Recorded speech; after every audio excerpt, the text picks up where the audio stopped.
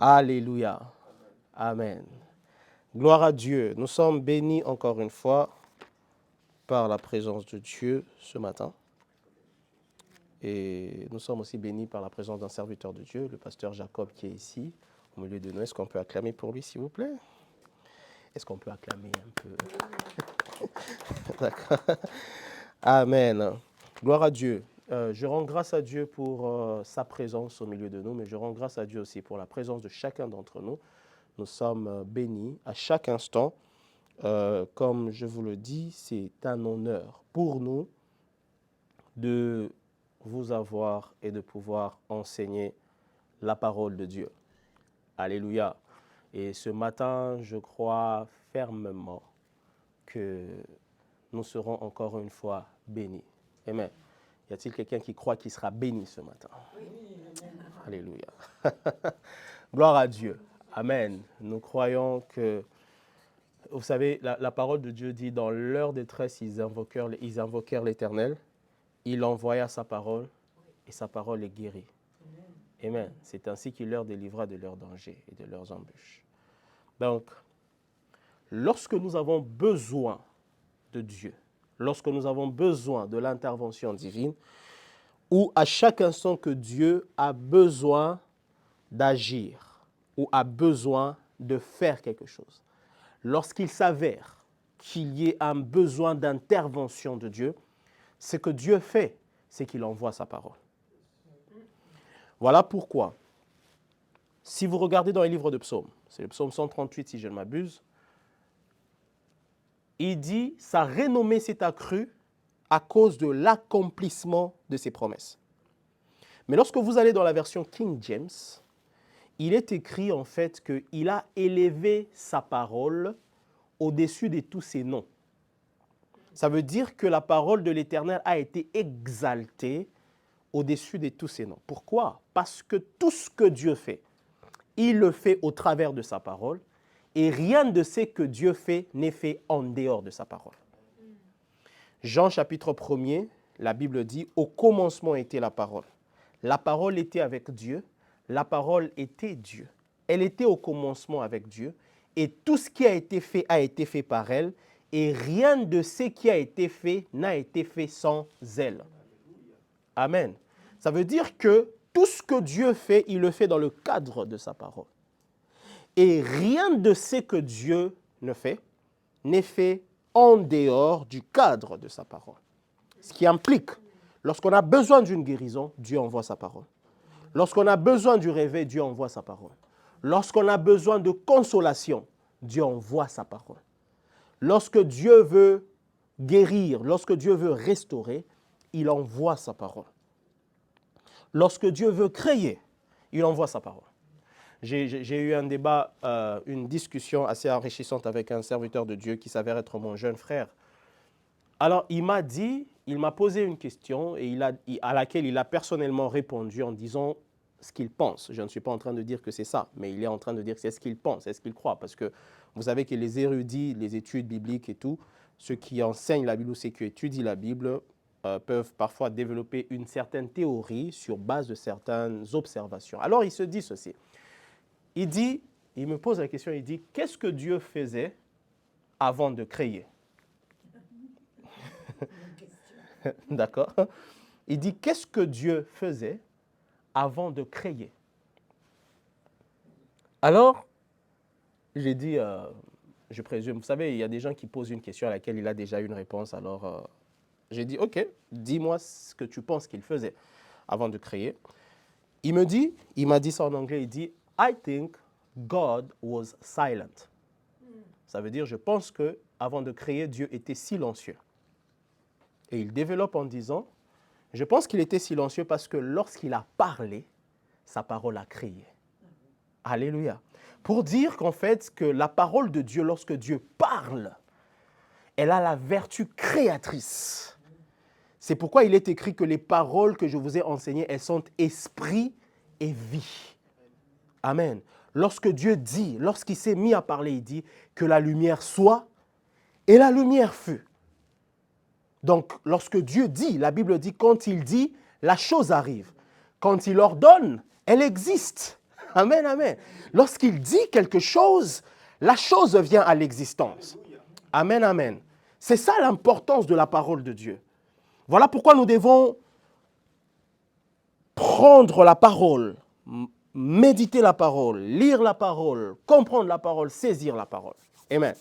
Maintenant, la parole de Dieu, lorsqu'elle est déclarée, lorsqu'elle est annoncée, elle doit trouver en nous quelque chose que nous appelons la foi.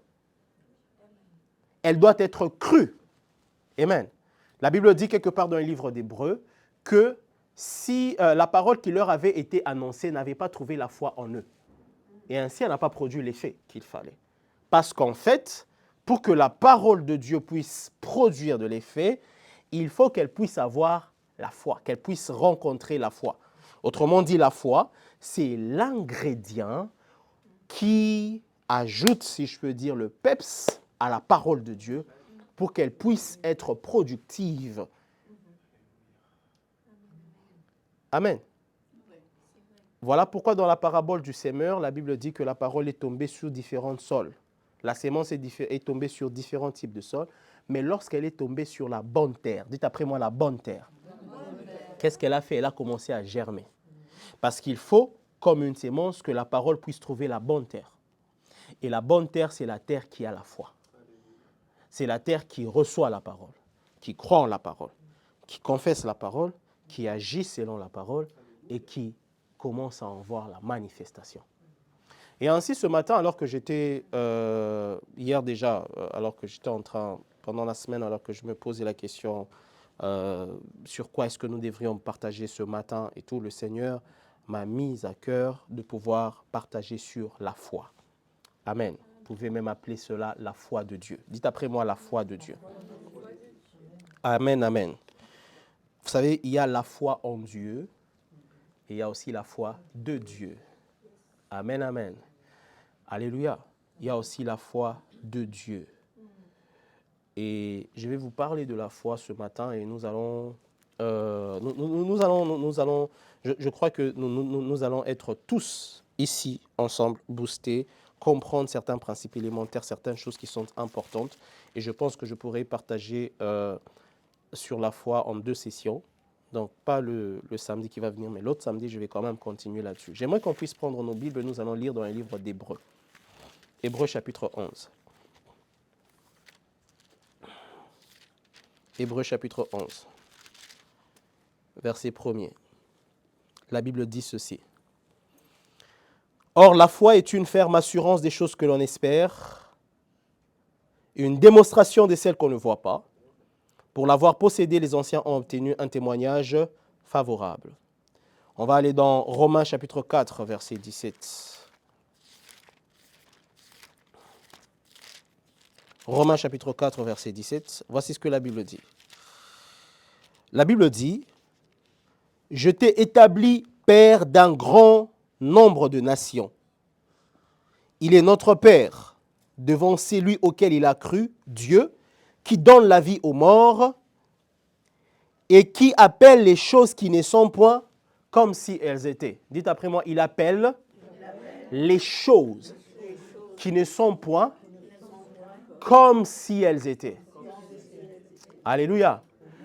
D'autres versions disent même, il appelle à l'existence les choses qui n'existent pas.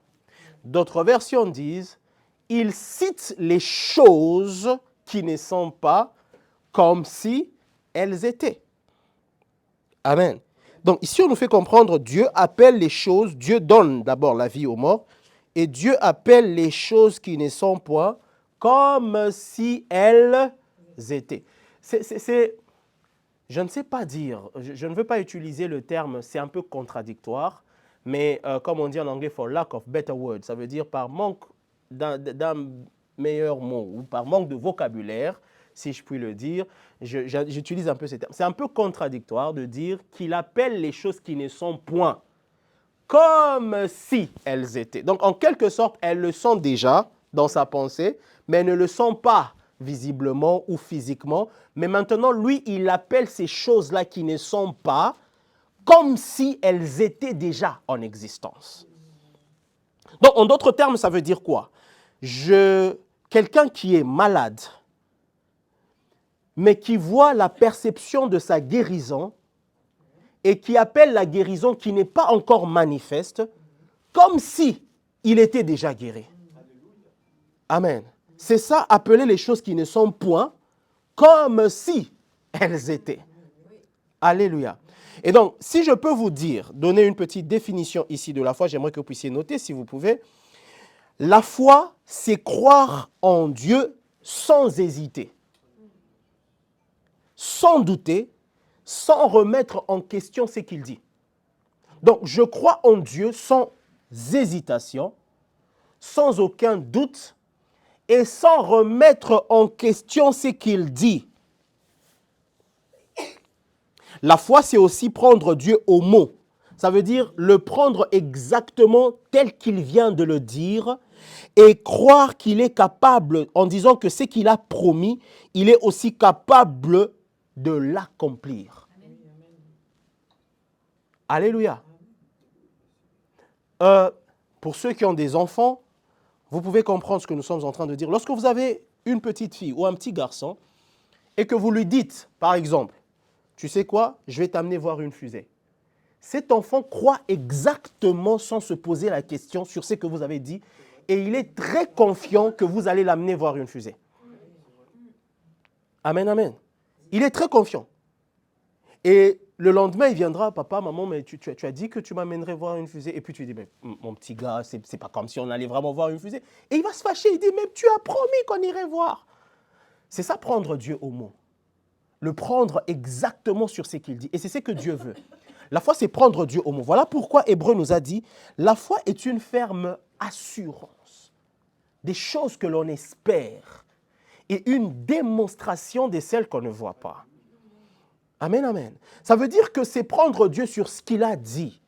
Lorsque Dieu dit, je te guérirai, tu le prends exactement comme il a dit. Ça veut dire qu'il a dit ce qu'il pense et il pense ce qu'il a dit. C'est aussi croire en Dieu, savoir que non seulement il est capable d'accomplir ce qu'il dit, mais être sûr qu'il va faire ce qu'il a dit qu'il va faire. Parce que, bien-aimés, parmi nous en tant que chrétiens, ô combien, nous savons véritablement que Dieu est capable de faire des choses. Mais très peu d'entre nous avons l'assurance que Dieu va faire cette chose. Amen.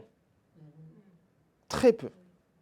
Donc, la foi ne se limite pas à savoir seulement que Dieu est capable de faire, mais la foi s'étend aussi à l'assurance que Dieu va faire ce qu'il a dit.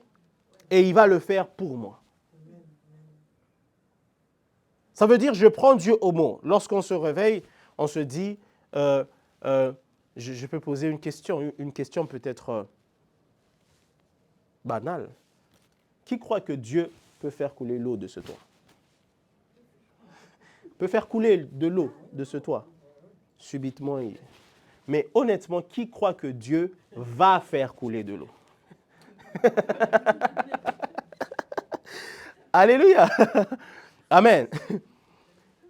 Donc, bien sûr, il ne fait pas n'importe quoi. Mais l'idée ici, c'est de comprendre que Dieu peut faire des choses, mais d'avoir l'assurance que Dieu va faire la chose qu'il a dit qu'il va faire. Il y a une anecdote, une petite histoire qu'on raconte dans un village. On dit, une fois, tous les villageois ont prié en disant, Seigneur, donne-nous la pluie. Donne-nous la pluie. Ils ont passé du temps à prier pour avoir la pluie. En disant, Seigneur, demain matin, nous voulons voir la pluie. Nous voulons voir la pluie. Et ils se sont entendus qu'à telle heure, ils viendront sur la place publique parce qu'ils ont demandé à Dieu la pluie, par exemple, en disant que Seigneur, donne la pluie à 12 heures, à midi, ok? Donc, ils se donnent rendez-vous en se disant, nous avons la foi que Dieu va donner la pluie à midi, donc on se rencontre tous sur la place Castellane, par exemple, ok, pour voir la pluie. Alors, tout le monde est venu ce jour-là, mais une seule personne a apporté son parapluie. Ok? Pourquoi? Parce que tous croient que Dieu peut faire, mais ce n'est pas tous qui croient que Dieu va faire ce qu'il dit. Alors, la foi, c'est la qualité de compter les choses qui ne sont pas comme si elles étaient. Et c'est la capacité de croire que non seulement Dieu est capable, mais aussi il va le faire. Amen. J'aimerais vous donner une phrase que Kenneth Hagin a dit. Il dit, la foi, c'est saisir les irréalités de l'espérance et apporter dans le domaine de la réalité. Amen. Donc, vous espérez en quelque chose qui soit tellement irréel, la foi est donc capable de l'apporter dans le domaine de la réalité. La foi, c'est la capacité de vivre Dieu vraiment. Amen. Job a dit, mon oreille avait entendu parler de toi et maintenant mon œil t'a vu. C'est ce que le Seigneur est en train de nous faire comprendre aussi, que l'heure est arrivée, l'heure vient où nous devons vivre le réveil en vrai, où nous devons vivre la présence de l'Esprit de Dieu de manière tangible, la manifestation de la présence de l'Esprit de Dieu, la manifestation de la guérison, la manifestation de la paix divine, la manifestation de la grâce, de la restauration, la manifestation de la transformation. Vivre Dieu en vrai. C'est ça la foi. Amen. Mais nous devons savoir que pour vivre la foi, nous devons déclarer la parole de Dieu convenablement. Autrement dit, nous devons proclamer la parole de Dieu. Amen. Allons dans Marc 11, verset 23. Marc 11, verset 23.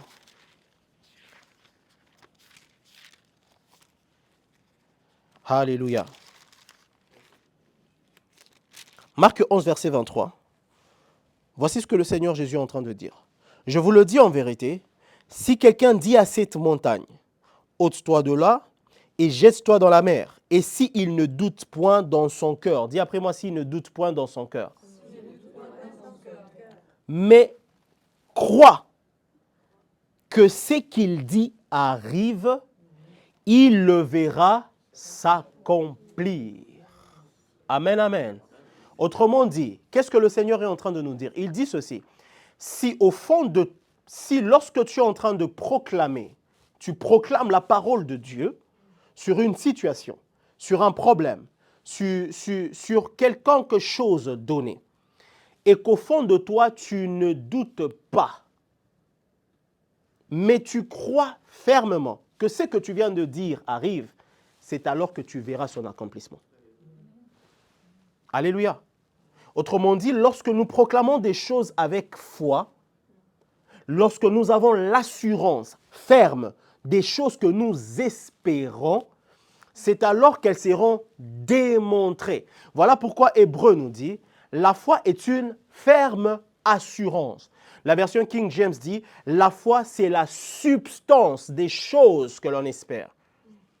Autrement dit, la foi c'est le soubassement des choses que nous espérons.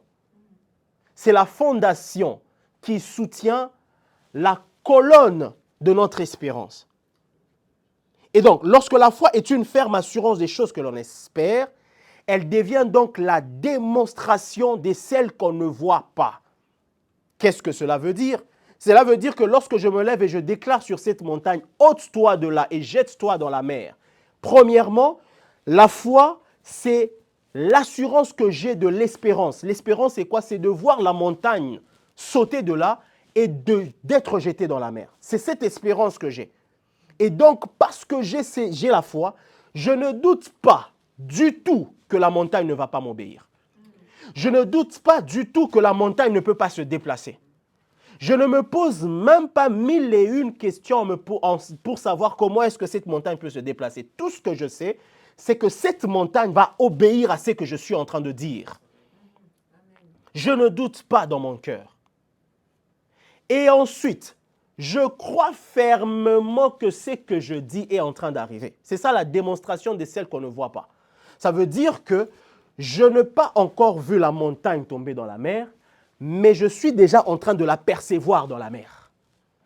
Autrement dit, je n'ai pas encore vu clairement ma guérison, mais je suis en train déjà de percevoir comment je suis lorsque je suis guéri. Amen, amen. Je suis en train de percevoir. Et ainsi, c'est pourquoi il dit, tu ne doutes pas dans ton cœur, mais que tu vois, tu crois que la chose arrive, qu'est-ce qui arrive? C'est là que nous voyons son accomplissement. C'est pourquoi le Seigneur Jésus a dit, heureux c'est lui qui croit sans avoir. Amen, amen. Amen, amen.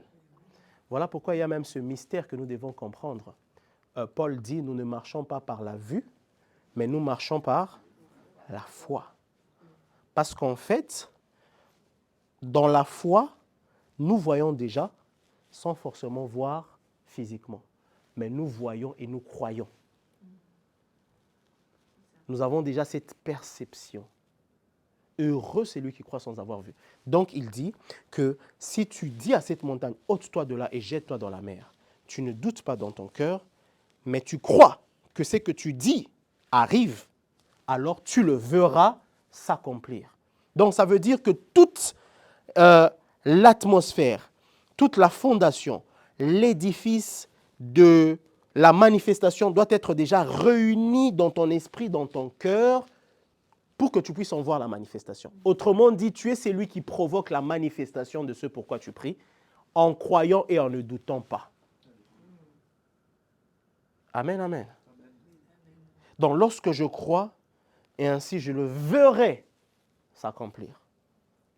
C'est ça, marcher par la foi. Nous ne marchons pas parce que nous voyons, mais nous marchons d'abord parce que nous croyons. C'est pourquoi deux fois, lorsque vous avez certaines études, certaines personnes posent des questions en disant la Bible dit que lorsque Adam a mangé le fruit, ses yeux se sont ouverts. Amen. Et certaines personnes pensent qu'en fait, Adam était naïf avant. Non, en fait, Adam a quitté la dimension de la foi. Ses yeux se sont ouverts, il est entré maintenant dans la dimension de la vue. Alléluia. Amen, amen. Il a quitté la dimension de la foi. C'est quoi la foi? La foi vient de ce qu'on entend et ce qu'on entend vient de la parole de Dieu. Donc, Adam avait entendu la parole de Dieu. Dieu lui avait dit, tu ne feras pas ci, tu feras ça, tu feras ça. Alléluia. Et donc maintenant, il marchait par la foi, par ce que Dieu lui a dit et non par ce qu'il voyait. Le jour où il a décidé de quitter, de désobéir la parole de Dieu, donc il a quitté la foi et il est entré dans le domaine du visible, dans le domaine de la vue. Et c'est là que ses yeux se sont ouverts. Amen, amen. Que Dieu te maintienne dans la dimension de la foi et j'interdis au nom puissant de Jésus au diable de t'amener dans la dimension de la vue. Amen, amen. Amen, amen. Nous devons rester dans la dimension de la foi. Voilà pourquoi lorsque le Seigneur est descendu pour venir le voir le soir, il a cherché, il ne le voyait pas. Il dit, Adam, où es-tu? Parce qu'il ne le voyait pas. Pourquoi? Parce qu'il n'était pas dans la dimension de la foi. Voilà pourquoi Christ dit, lorsque le Fils de l'homme reviendra sur la terre, trouvera-t-il encore la foi? Parce que c'est là qu'il doit nous trouver. Il doit nous trouver dans la foi. Vous savez que même l'enlèvement, nous serons enlevés par la foi. Amen. Tout ce que nous vivons avec Dieu, c'est par la foi. C'est pourquoi la Bible dit, dans la suite d'Hébreux, la Bible dit que c'est par la foi. Il dit d'abord que les anciens ont obtenu un témoignage favorable, n'est-ce pas?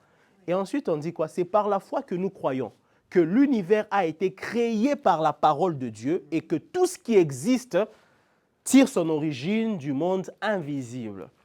Amen. Donc, la compréhension de ce verset veut dire ceci. Ne veut pas dire que nous croyons par la foi que Dieu a créé le monde. Non. La compréhension de ce verset veut dire que Dieu a créé le monde par la foi. Amen.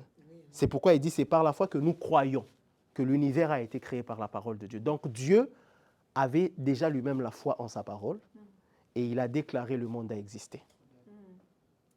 Amen. Et voilà pourquoi on dit encore que c'est par la foi que Abel offrit une offrande beaucoup plus excellente que celle de Caïn. Amen. C'est par la foi que Enoch marcha avec Dieu et il fut enlevé. Il ne fut plus. Or, il fut dit de lui qu'il était agréable à Dieu. Or, sans la foi, il est impossible de lui être agréable, car il faut que celui qui s'approche de Dieu croit que Dieu existe et qu'il est le rémunérateur de ceux qui les cherchent. Amen. C'est par la foi que Noé, divinement averti, bâtit une arche par laquelle il sauva le monde et que le monde fut condamné. Alléluia. C'est par la foi que Abraham quitta sa terre, la terre promise, et alla la terre de ses parents, sa terre natale, et alla s'installer dans une terre qu'il ne connaissait point. C'est par la foi qu'il habita dans les tentes, lui, Jacob, etc. C'est par la foi qu'ils ont traversé la mer Rouge. C'est par la foi que Sarah a eu la force d'enfanter. C'est par la foi qu'ils ont traversé la mer Rouge. C'est par la foi. Et il dit même, que parlerons-nous donc? Car le temps ne manquerait si je devrais parler de Jephthé, Samson et tous ces héros qui par la foi, échappèrent aux flammes, fermèrent la gueule des lions. Et il dit même quoi? Assujettir des royaumes par la foi. Dites après moi la foi. Alléluia. Donc la foi, c'est croire en ce que Dieu dit. C'est proclamer la parole de Dieu. J'aimerais que nous puissions noter ceci et dire, nous devons proclamer la parole de Dieu chaque jour sur toutes les affaires de la vie. Amen, amen. Nous devons toujours proclamer la parole de Dieu. En d'autres termes, la foi, c'est parler selon Dieu. Nous devons toujours parler, déclarer ce que Dieu dit. Amen, amen. Tu ne dois pas confesser ce que la situation te présente, mais tu dois confesser ce que la parole de Dieu est en train de dire sur la situation. Amen. Tu ne dois pas dire, comment ça va? Oh, mais non, mais je t'assure que c'est la galère. Vous savez que nous, les francophones,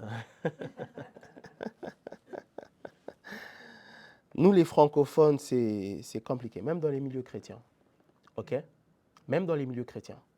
Comment ça va? Ah, tu sais, c'est très dur. C'est très dur ces temps-ci, mais franchement, on va y arriver. Ah, mais je t'assure, hein, tu sais, moi, depuis la fois passée, j'ai galéré là avant de prendre le tram. C'était la galère. J'ai passé une journée de n'importe quoi. Je suis passé dans mes franchement, je suis fatigué. Et finalement, j'ai des maux de tête et tout ça, et tout.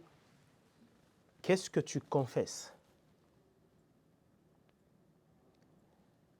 Comment tu vas? Non, mais tu sais, on m'a diagnostiqué ce truc. J'ai l'œsophage qui brûle. Et du coup, les médecins, ils ont dit que je devrais toujours me mettre au régime parce qu'en fait, j'ai un problème d'œsophage.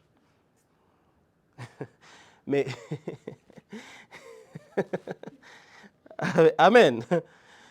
En fait, ça va. Non, tu sais, moi, j'ai ce problème. J'ai un terrible problème de peau qui fait qu'en fait, je ne peux pas m'exposer au soleil.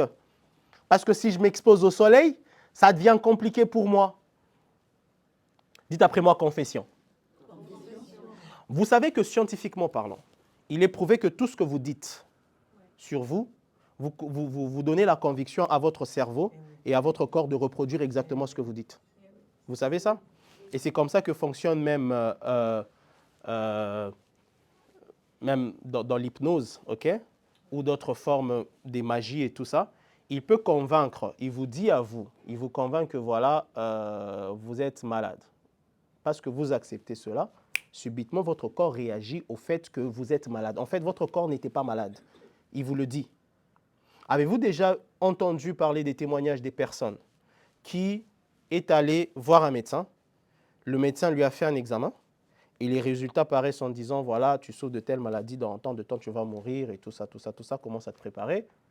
Après, subitement, la personne commence à se sentir mal, il se sent bizarre, il commence à se préparer, il commence à perdre les cheveux, il commence à vendre ses biens. Et puis par la suite, un jour, on va faire un autre diagnostic où l'hôpital appelle, écoutez madame, nous avions remarqué que c'était une erreur, vous n'êtes pas en fait malade. Vous avez déjà entendu ce genre de témoignages? Oui, il y en a, ça existe. Mais vous remarquerez qu'en fait, tout ce temps, la personne n'était pas malade.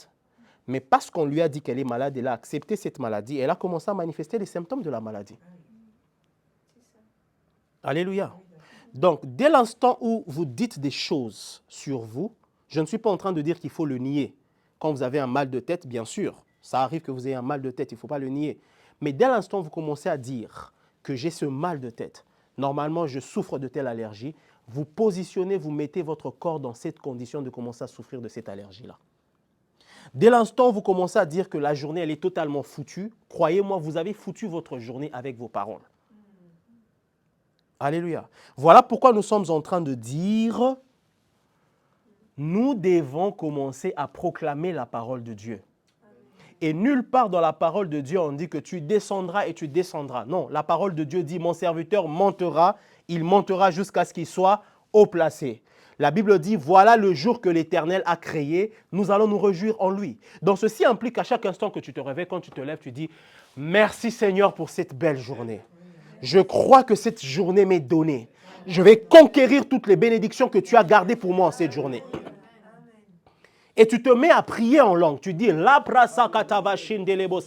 oh merci Seigneur parce que je marche en victorieux ce matin. Je sais Seigneur que tu as réservé des choses pour moi. Je crois Seigneur que les bontés de l'Éternel ne sont point à leur terme, mais elles se renouvellent chaque matin.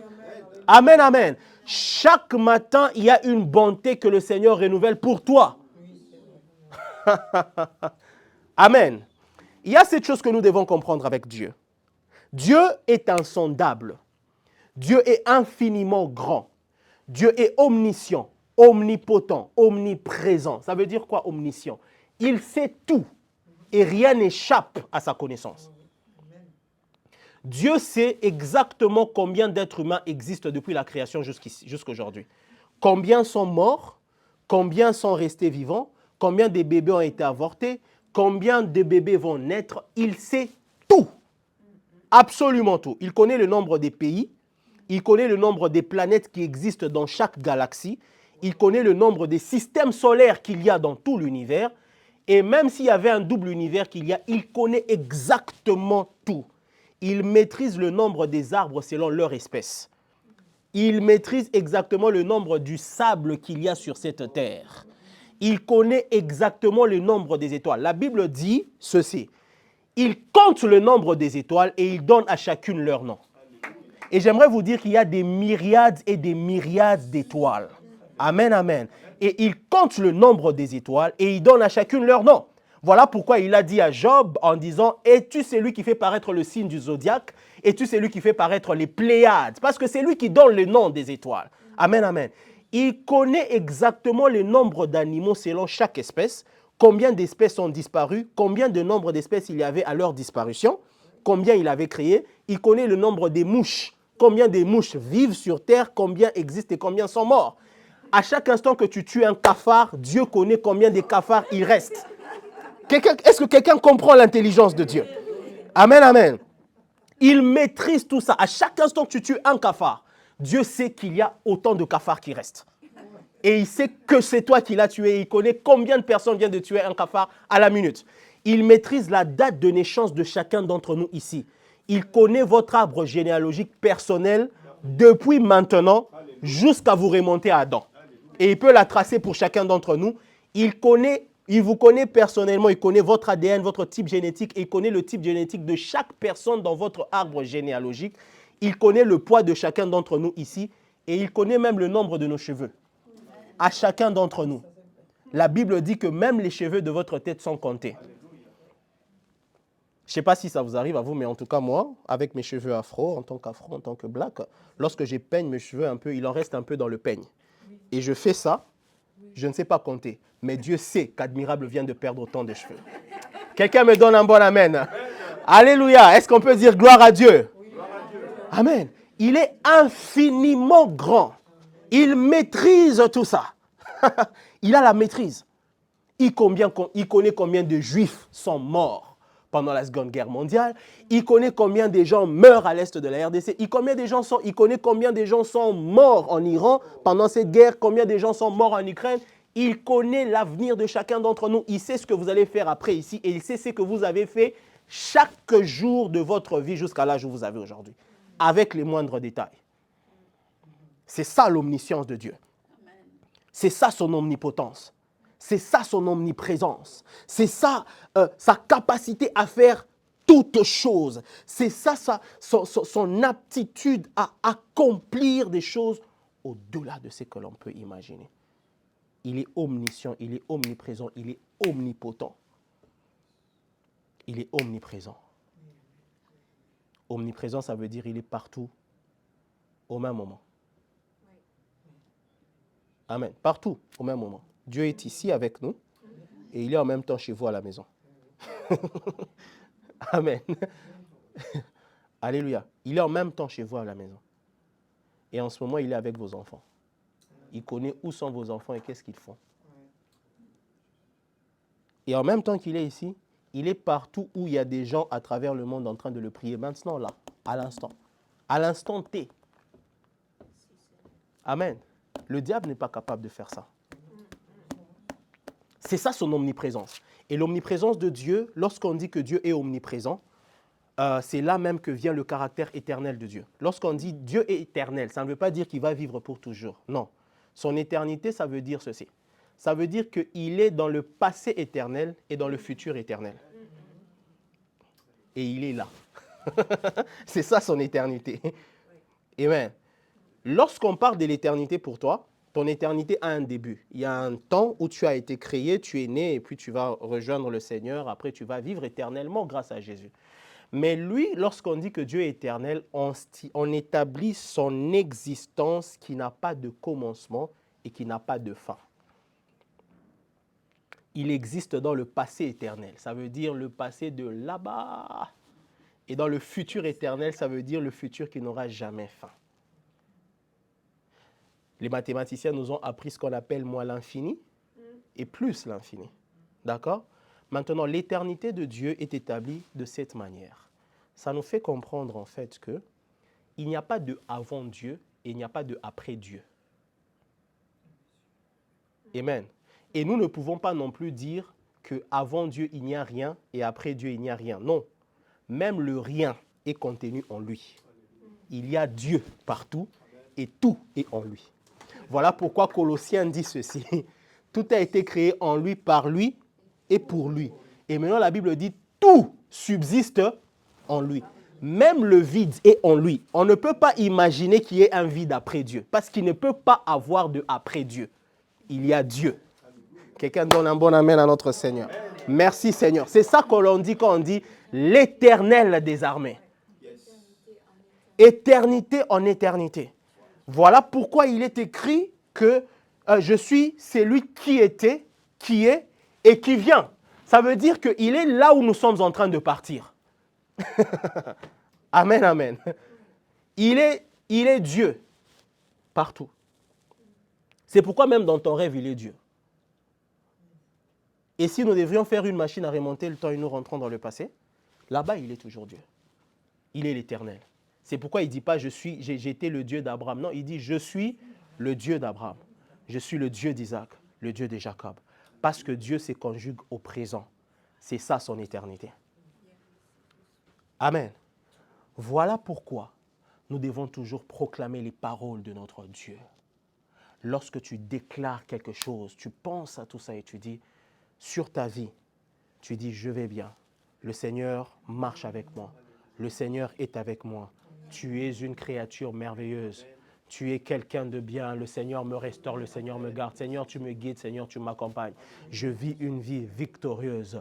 Je marche. C'est pourquoi David pouvait dire, même quand je marche dans la vallée de l'ombre de la mort, je ne crains aucun mal car tu es avec moi. Ta houlette et ton bâton me rassurent. Alléluia. Amen, amen. Notez ceci, la foi, c'est agir comme si on l'avait déjà avant de l'avoir. Amen, amen. Alléluia. Dans les livres de Jacques, chapitre 2, verset 14, la Bible dit, qu'est-ce que cela peut faire, mes frères, qu'un homme dire qu'il a la foi et qu'il n'a pas les œuvres? La foi peut-elle le sauver? De même, la foi, si elle n'a pas d'œuvres, elle est morte, étant seule. Un homme peut dire, tu as la foi, et moi je vais dire, j'ai les œuvres. Montre-moi ta foi sans tes œuvres, et je te montrerai ma foi par mes œuvres. Tu crois qu'il y a un Dieu, tu fais bien. Les démons croient aussi et tremblent. Mais sais-tu, ô homme vaniteux, que la foi sans les œuvres est morte? Donc la foi, c'est agir comme si on l'avait déjà. Amen. Nous devons agir comme si nous l'avions déjà. Donc marcher selon la foi de Dieu, c'est agir, se promener, c'est vivre comme si nous avions déjà obtenu ce que nous avions demandé à Dieu. Vous connaissez l'histoire de la parabole, pas la parabole, mais l'histoire du figuier maudit. Quelqu'un connaît? Un lecteur de la Bible? Ok. La Bible dit ceci. Si vous allez dans le livre de Matthieu, la Bible dit, Jésus a maudit le figuier et le figuier a séché instantanément. Ok? Le figuier sécha. Mais lorsque vous allez dans d'autres évangiles, la Bible dit qu'il a maudit le figuier. Il dit que plus jamais personne ne puisse manger un fruit de toi. Et il est parti. Le lendemain, pendant qu'il passait sur le même chemin, parce que Jésus ne s'est promené jamais seul, pendant qu'il marchait, il passait sur le même chemin avec ses disciples. Les disciples ont regardé le figuier et ils ont dit, « Maître, regarde le figuier que tu as maudit hier, il a séché. » Qui ont regardé? Les disciples. Amen. Vous savez pourquoi Jésus n'avait pas regardé? Parce que c'est les disciples qui ont vérifié. Parce qu'ils ont entendu, n'est-ce pas? C'est un peu comme si moi je viens, je dis, non, je n'ai pas envie de maudire la télé. Parce que bon, qu'est-ce que je peux dire? Oh là là là là là là. Bon, en tout cas, supposons que nous sommes en train de marcher et que je vois un arbre, nous sommes tous ensemble, j'ai dit, tu vas sécher. Je n'ai pas envie de dire que plus jamais la télé ne s'allume. Tu vas sécher, que plus jamais la verdure n'apparaît sur toi. N'est-ce pas? Et nous partons. Le lendemain, il est vrai que tous ici, vous voudrez savoir qu'est-ce qui est arrivé à cet arbre, si vraiment cet arbre a séché. N'est-ce pas? Donc, ils ont tous vérifié pour voir si l'arbre avait séché. Et ils ont remarqué que l'arbre avait séché. Et ils ont interpellé Jésus en disant, « Seigneur, regarde l'arbre que tu as maudit hier. » Ceci implique que Jésus ne vérifiait pas si l'arbre avait séché réellement ou pas. Vous savez pourquoi il ne vérifiait pas? Parce qu'il savait que s'il a dit que le figuier va sécher, il va sécher. Amen, amen. Voilà pourquoi il a dit plus tard, il a dit « Ayez la foi de Dieu ». Ça veut dire quoi? Ça veut dire que lorsqu'il a dit, il n'avait plus besoin de venir vérifier si le figuier a séché ou pas. Sa parole était déjà suffisante. Et il a marché et il a agi comme s'il l'avait déjà. Voilà pourquoi Matthieu avait dit directement que le figuier avait séché au même instant.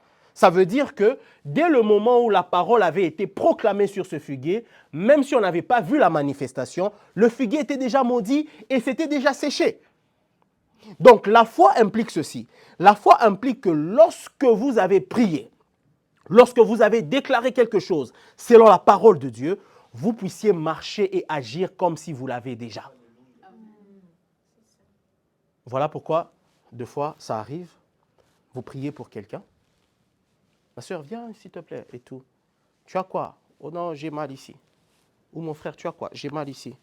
Au nom de Jésus, que ces douleurs s'en aillent. Amen, merci mon frère.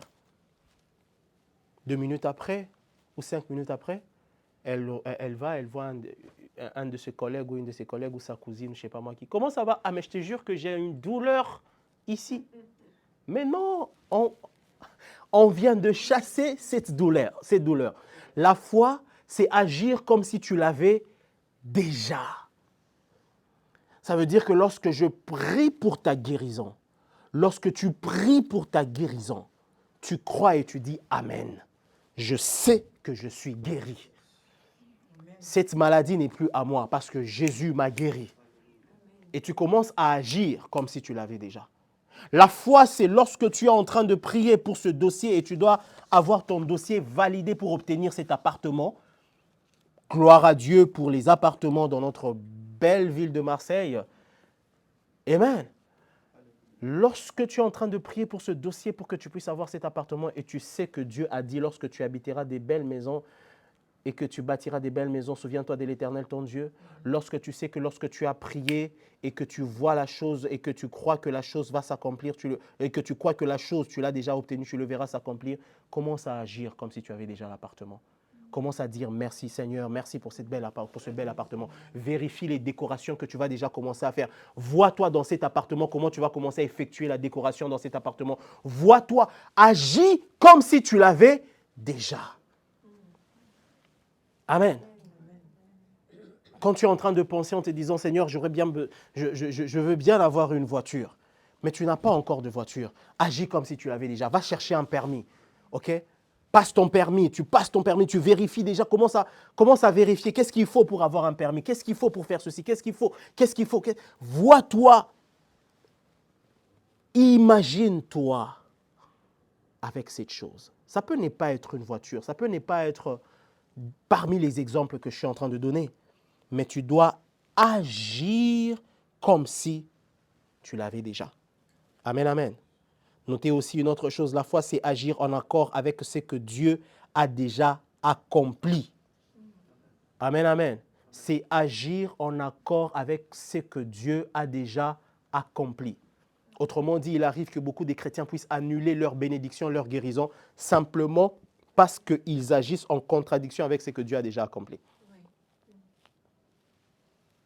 Et j'aime bien parler beaucoup de la guérison parce que c'est un des domaines dans lesquels le Seigneur m'a fait la grâce de pouvoir opérer. Beaucoup de personnes annulent leur guérison parce qu'ils n'agissent pas en relation avec ce que Dieu a déjà accompli. La guérison, déjà, ce n'est pas une promesse. La guérison, c'est quelque chose d'accompli. La Bible dit, c'est par ces meurtrissures que nous avons été guéris. Alléluia. Alléluia. Il ne dit pas, vous allez être guéris. Il dit, ils imposeront les mains aux malades et les malades seront. Donc, vous êtes guéris de droit. Amen. La guérison est déjà accomplie. Alors, en tant qu'enfant de Dieu, de foi, il nous arrive d'annuler et d'agir à l'encontre de ce que Dieu a déjà accompli pour nous. Amen, amen. La guérison est quelque chose qui est déjà accompli. À chaque instant que tu ressens une douleur, comment tu agis, comment tu fais. Et lorsque tu viens de prier par rapport à cette douleur, comment tu te comportes face à ça.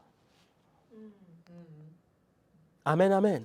La foi, c'est donc agir en accord avec ce que Dieu a déjà fait.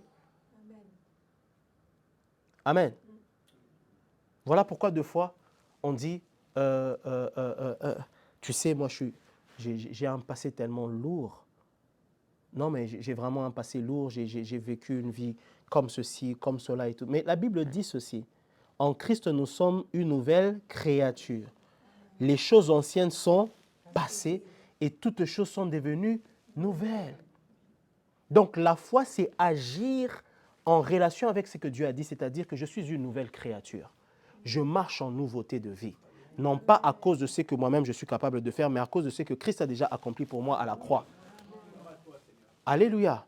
La foi, c'est agir en relation avec cela. Il dit, toute autorité m'a été donnée.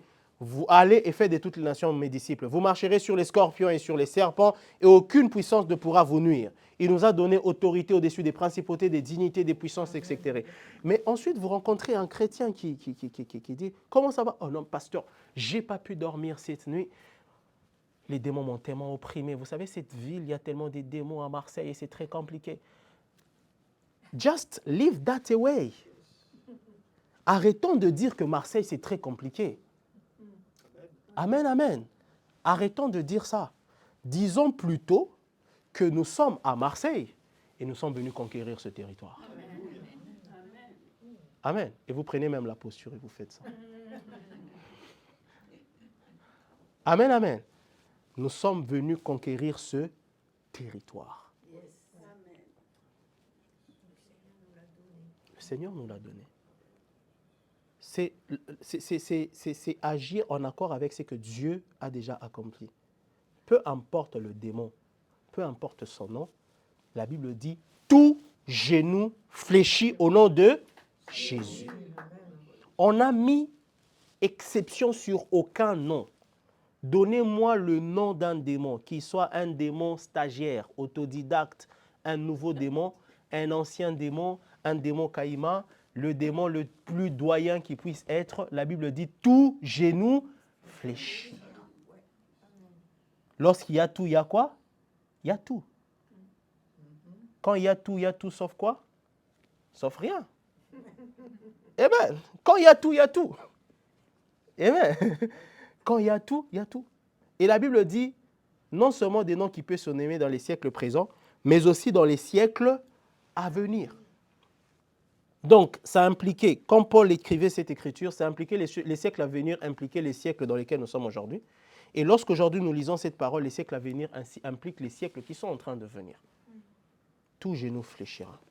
Et donc, parce que Christ a déjà accompli cela, je dis ici que la foi, c'est agir en accord avec ce que Dieu a déjà fait. Autrement dit, tu dois être en accord avec ce que Dieu a déjà fait. Parmi les choses que Dieu t'a déjà données, c'est l'autorité sur les démons. Donc, lorsque j'entre dans une pièce, les démons doivent me respecter. Amen. Essayez un peu de prendre, comme par hasard, imaginez-vous, prendre une arme, aller à Matignon, au quai d'Orsay, c'est ça? Quai d'Orsay, à l'Élysée, avec votre fusil là. OK?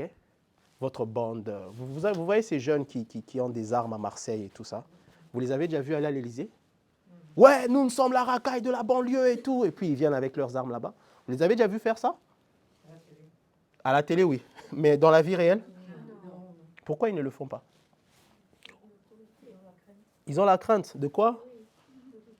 De l'autorité. Parce que qu'est-ce qui se passe quand ils arrivent là-bas? On va les caresser dans le sens du poil. Qu'est-ce qui va se passer? Avec leurs armes, s'ils viennent attaquer les Champs-Élysées, le quai d'Orsay et tout. Vous imaginez ce qui va se passer, n'est-ce pas? Vous imaginez la représailles qu'il va y avoir contre eux? Oui, vous êtes le Champs-Élysées. Vous êtes les Champs-Élysées. Amen. Votre vie, votre corps, c'est le temple du Saint-Esprit. Ça veut dire que Dieu habite en vous. Amen. Et maintenant, Dieu vous a donné le pouvoir sur les démons et sur les puissances et tout ça, tout ça. À chaque instant qu'ils viennent essayer de faire quelque chose, vous dites au nom de Jésus, je t'anéantis, je te fais tomber maintenant, je détruis ton pouvoir. Vous verrez comment vous devez rugir tel un lion et déclarer une forte représailles contre tout ennemi et contre toute oppression. C'est ça, agir en accord avec ce que Dieu a déjà accompli. Amen, amen. Alléluia. J'aimerais que vous puissiez noter ceci, alors que je vais finir un peu. La foi, c'est un mode de vie. Amen. La foi est un mode de vie. La Bible dit dans le livre d'Habakkuk, chapitre 2, verset 4, que le juste vivra par la foi. Ça veut dire que votre vie au quotidien, vous devez vivre par la foi. Vous devez vivre par la foi. Autrement dit, vous devez vivre en relation ou en accord avec ce que Dieu a dit. La foi, ce n'est pas quelque chose que nous vivons ici en venant à l'église ou en venant dans des groupes de prière et tout ça, mais c'est un mode de vie. Un mode de vie de foi. Je vais vous donner quelques importances de la foi et par la suite, nous allons prier, nous allons clôturer, nous allons continuer la foi prochaine. Amen, amen. Quelques importances de la foi. En quoi la foi est-elle importante? La Bible dit dans le livre d'Hébreux, chapitre 11, verset 6, « Or, sans la foi, il est impossible de lui être agréable. » Autrement dit, sans la foi, il est impossible de plaire à Dieu. Donc, notez ceci, sans la foi, nous ne pouvons pas plaire à notre Père. Ce qui vous rend agréable à Dieu, c'est la foi. La chose qui a permis à ce que l'offrande d'Abel soit accueillie et celle de Caïn soit rejetée, c'est parce que Abel a offert à Dieu par la foi. Amen, amen. La foi nous rend agréable à Dieu. La foi, c'est dire, Seigneur, je sais que je ne suis pas capable. Toi, tu peux le faire. Seigneur, je sais que je ne peux pas diriger le ministère seul. Toi, tu peux le faire. Seigneur, je sais que ce n'est pas par ma force ni par ma puissance, c'est par ton esprit. Parce qu'à chaque instant que nous pensons faire les choses par notre propre capacité, Dieu croise les bras et dit, ok, vas-y, fais, je vais voir un peu si tu y arrives. Mais lorsque nous avons la foi en celui qui accomplit toutes choses, en celui qui pardonne l'impie, en celui qui nous délivre, en celui qui nous console, amen, dans les temps de douleur, en celui qui nous restaure lorsque nous sommes brisés, en celui qui nous accorde la joie. Lorsque nous plaçons la foi en lui, Dieu se dit, ah, ça c'est mon enfant. Amen. Voilà pourquoi il pouvait se targuer pour Job. Il dit, as-tu vu mon serviteur Job? Amen. Parce que Job lui plaisait. Amen, amen. Donc la foi nous permet de plaire à Dieu. La foi nous donne la position de juste avec Dieu. La Bible dit dans les Romains chapitre 5, la Bible dit, c'est pourquoi étant justifiés par la foi, nous avons la paix avec Dieu par notre Seigneur Jésus-Christ. C'est par la foi que nous sommes justifiés devant Dieu. Non pas par nos œuvres. C'est parce que nous croyons en Christ. Amen. C'est ça qui est illustré dans les livres de Genèse. Lorsque Jacob se présente auprès de son père Isaac, qu'est-ce qu'il fait? Il a mis les habits de son frère Ésaü et il a mis des peaux d'animal, des chèvres. La Bible dit que Isaac entendait bien que c'était la voix de Jacob, mais il touchait et il sentait l'odeur d'Ésaü. Entre la voix et le toucher, qu'est-ce qui est plus fiable? C'est la voix, n'est-ce pas? Parce que si je te touche, mais j'entends que c'est la voix de quelqu'un, je dirais que c'est Jacob. Donc, en quelque sorte, Isaac savait que c'est Jacob. Mais parce que Jacob s'est présenté au nom d'Ésaü, il a été agréé par son père Isaac et il a reçu la bénédiction. Et c'est la position que nous avons auprès de Dieu. Lorsque tu parles, Dieu entend ta voix. Mais parce que tu t'es présenté au nom de Jésus. Amen. Dans l'autorité de Jésus, tu as une position de justice devant Dieu parce que tu es venu au nom de Jésus. C'est ça la foi. Amen, amen. Amen, amen. La foi, c'est le fondement sur lequel nous mûrissons en tant que chrétiens. J'aimerais que vous puissiez noter ça aussi. Et c'est par la foi que nous menons nos batailles spirituelles contre Satan. Si vous êtes dans le terrain de l'incrédulité, le diable peut facilement vous battre. Le terrain dans lequel le diable ne vous battra jamais, alors jamais, c'est le terrain de la foi. Amen. Et donc, lorsque je me lève, je dis au nom de Jésus, tu n'as pas ta place dans ma vie, Satan, et que je crois fermement, il sait que tu crois, il va s'éloigner. Bien sûr, il reviendra encore pour tester si tu as toujours cette foi-là. Et quand tu continues ta foi ferme, elle demeure ferme à chaque circonstance, tu continueras à vivre une vie victorieuse. Parce que le diable cherchera toujours à te faire douter de ce que tu crois. Toujours. Amen. Toujours. C'est ce qu'il a fait même avec Ève. Dieu a-t-il réellement dit? Il a fait avec Jésus. Si tu es réellement le Fils de Dieu. Voilà pourquoi il viendra te dire, si tu es réellement guéri, pourquoi tu as cette douleur? Si tu as vraiment Dieu, pourquoi tu passes par de telles difficultés? Alléluia. Si vraiment le réveil arrive, pourquoi on ne voit pas des gens tomber dans nos réunions? Pourquoi on ne voit pas ceci? Si tu as vraiment prié, pourquoi ton ministère est encore en train de passer par de telles situations? En sorte que tu puisses te dire, ah ouais, c'est vrai, peut-être que vraiment je ne suis pas appelé, peut-être que vraiment le Seigneur ne m'entend pas. Non, non, non, non. Nous devons faire taire les voix du diable dans nos vies. Amen. Et je prie dans le nom puissant de Jésus que toute voix de l'ennemi qui soit contraire à la parole de Dieu, qui vient souffler dans ton oreille, puisse être détruite et tomber anéantie dans le nom puissant de Jésus-Christ. Dans le nom puissant de Jésus-Christ. Dans le nom puissant de Jésus-Christ. Dans le nom puissant de Jésus-Christ.